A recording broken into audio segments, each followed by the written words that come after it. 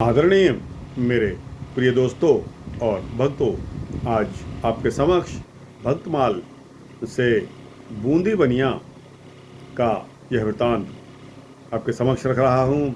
दोस्तों, उम्मीद करता हूँ कि लगभग 10 मिनट का यह वृतांत होने वाला है। आपसे विनती है कि भक्तों का वृतांत अवश्य सुना करिए। भगवान हैं तो भक्त भी हैं, और भक्त की जो महत्ता है वो भगवान से कम नहीं है। तो दोस्तों, बूंदी बनिया नाम के इस भक्त का भक्तमाल में जो रेफरेंस आता है वह है 638 पेज पर दिया गया है, गीता प्रेस गोरखपुर द्वारा प्रकाशित। तो दोस्तों, बूंदी बनिया का यह वृतांत आइए शुरू करते हैं। दोस्तों और भक्तों, श्री रामदास जी बूंदी नगर के निवासी थे। जाति के क्योंकि बनिया थे, अतः वर्ण धर्मानुसार व्यापार करते हुए भगवत भक्ति की साधना किया करते थे। अपनी पीठ पर नमक, मिर्च, गुड़ आदि की गठरी लादकर गांवों में फेरी लगाते थे। कुछ नकद पैसे और कुछ अनाज भी मिल जाता था। एक दिन फेरी में सामान बिक गया और बदले में अनाज ही विशेष मिला। उसकी गठरी सिर पर रखकर घर की तरफ चल दिए। वजन क्योंकि अधिक था, अतः भार से पीड़ित थे, परंतु ढोते जा रहे थे। एक किसान का रूप रखकर भगवान आए और बोले कि हे भगत जी, आपका दुख मुझसे नहीं देखा जा रहा है। हमें भार वहन करने का अभ्यास है, हमें भी बूंदी जाना है, आपकी गठरी में पहुंचा दूंगा। ऐसा कहकर भगवान के भक्त के सिर का भार अपने ऊपर ले लिया और तीव्र गति से आगे बढ़ते चले गए। थोड़ी ही देर में इनकी आंखों से वे ओझल हो गए। तब इनके मन में आया कि मैं इसे पहचानता ही नहीं हूँ, और यह भी शायद मेरा घर नहीं जानता होगा। अच्छा, जाने दो, राम करे सो होए, मनवा राम करे सो होए। राम का कीर्तन करते हुए चलते गए। मन में आया कि आज थका हूँ, घर पहुँचते ही यदि गर्म जल मिल जाए तो झट स्नान करके सेवा पूजन कर लूँ, और आज कढ़ी फुल्का का भोग लग जाए तो बहुत ही अच्छा होगा। उधर किसान रूपधारी भगवान ने इनके घर जाकर गठरी को रख दिया और पुकार कर कह दिया कि भगत जी आ रहे हैं, नहाने के लिए पानी गर्म कर लो और भोग के लिए कड़ी फुल्का बना लो। उन्होंने कह दिया है। कुछ देर के बाद श्री रामदास जी घर आए तो देखा कि अनाज की गठरी उनकी आंगन में रखी है। स्त्री ने कहा कि जल गर्म हो चुका है, झट आकर स्नान कर लो, और कढ़ी भी तैयार है। सेवा करोगे तब तक फुलके भी बनाकर तैयार कर दूंगी। श्री रामदास जी ने सोचा और कहा कि तुमने मेरे मन की बात को कैसे जान लिया? तब रामदास जी ने बताया कि उस गठरी लाने वाले ने कहा था, मुझे क्या पता तुम्हारे मन की बात का। अब तो श्री रामदास जी ये समझ गए थे कि आज श्री राम जी ने भक्त वात्सल्यवश बड़ा कष्ट उठाया है। ध्यान किया कि प्रभु ने प्रसन्न होकर कहा कि तुम नित्य संत सेवा के लिए इतना श्रम करते हो, मैंने तुम्हारी थोड़ी सी सहायता कर दी तो इसमें क्या बिगाड़ दिया? आपने स्त्री से पूछा, तूने उस गठरी लाने वाले को देखा था क्या? उसने कहा, मैं तो भीतर थी, उसके शब्द अवश्य ही मेरे कानों में पड़े जो कि अति मधुर थे। आपने कहा कि वे साक्षात भगवान ही थे, तभी तो उन्होंने मेरे मन की बात जान ली। वे संत सेवा से अति संतुष्ट होते हैं। अब यदि प्रेम से संत सेवा करेगी तो प्रभु पुनः दर्शन देंगे।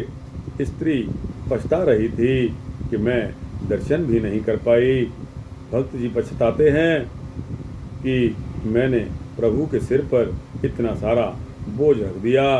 यह मैंने बहुत अनुचित किया। यह घटना हृदय में उनके घर कर गई। तब से आप सदा भजन ध्यान में तत्पर रहने लगे। श्री रामदास जी की संतों की सेवा उनकी रुचि के अनुसार ही करते थे। एक दिन आपके यहाँ कई संत आ गए। आपने उनसे पूछा कि महाराज, आप लोग मेरे भगवान का प्रसाद पाएंगे या अलग बनाकर भोग लगाकर पाएंगे? तब संतों ने कहा, हम तो आपके भगवान का प्रसाद ही लेंगे। भक्त पत्नी ने रसोई बनाई। उस दिन ज्वार की रोटियां का भोग लगाया। दो संतों ने देखकर कहा कि हम तो ज्वार की रोटी नहीं खाएंगे। आपने पत्नी से पूछा कि तूने ज्वार की रोटी क्यों बनाई? उसने कहा, नवीन अन्न प्रभु को प्रिय समझकर मैंने ज्वार की रोटी बनाई। दूसरे कभी भगवान ने ज्वार की रोटी खाने से इनकार नहीं किया था, अतः मैंने ज्वार की रोटी बना दी। इस पर आपने कहा कि भगवान का भोग अनंत स्थानों में लगता है, केवल यहीं भोग लगता है, ऐसी बात नहीं है। वे तो अपनी रुचि का भोग कहीं न कहीं जाकर लगा ही लेते हैं, किंतु ये संत तो कृपा करके यहीं आज प्रसाद लेंगे, कहीं अन्यत्र नहीं जाएंगे। अतः संतों से पूछकर उनकी रुचि के अनुसार ही भोग लगाकर पवाया करो। ऐसा कहकर आपने तुरंत गेहूं की रोटियां बनवाई और संतों को भोजन करवाया। श्री रामदास जी के यहाँ अनेक साधु संतों के भोजन नित्य प्रति होते थे। अतः कुछ दुष्टों ने इसे सह न सकने के कारण राजा से शिकायत कर दी कि इस बनिया के पास अपार संपत्ति है, व्यर्थ ही उसे लुटाता है, आपको कर भी नहीं देता, यानी कि टैक्स भी नहीं देता, सबको ठगता है। अतः इसकी संपत्ति को आप छीनकर राजकोष में जमा कर लें। राजा ने उनकी बात मानकर सिपाहियों को भेज दिया और बुलाकर कहा कि तुम हमारा टैक्स दो, कर दो, अन्यथा तुम्हारी संपत्ति जब्त कर ली जाएगी। भगत जी ने कहा कि मेरे पास धन संग्रह नहीं है, मैं जो कुछ भी कमाता हूँ उसे संत सेवा में लगा देता हूँ। आप मेरे घर की तलाशी ले लें, जो भी सोना चांदी आप मिल जाए आप उसको ले लें।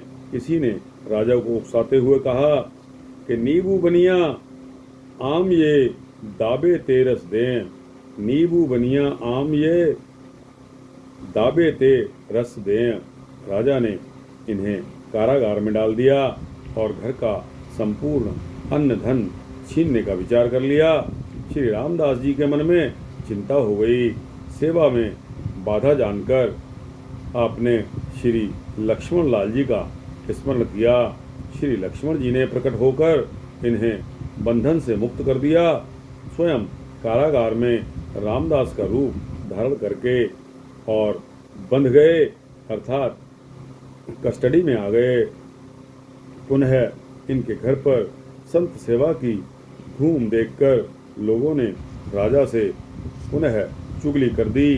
तब राजा ने कहा, हमने तो उसे कारागार में बंद करवा दिया है, फिर वह घर पर कैसे मान सेवा कर रहा है, संत सेवा कर रहा है। राजा ने सिपाहियों से कारागार में जाकर देखने को कहा तो वहाँ रामदास बंद थे। पुनः शिकायत करने वालों के साथ जाकर उनके घर पर देखा तो दोनों जगहों पर रामदास उनको मिले। ऐसा सुनकर राजा ने दोनों को दरबार में हाजिर करने का हुक्म दे दिया। दरबार में आते आते श्री लक्ष्मण जी अंतर्ध्यान हो गए। रहस्य जानकर राजा आपके चरणों में गिर पड़ा, अपराध क्षमा करने के लिए विनती करने लगा। आजीवन आपने संत सेवा का व्रत निभाया। आपसे प्रेरणा प्राप्त करके राजा प्रजा सभी ने भक्त भगवंत सेवा का नियम लिया।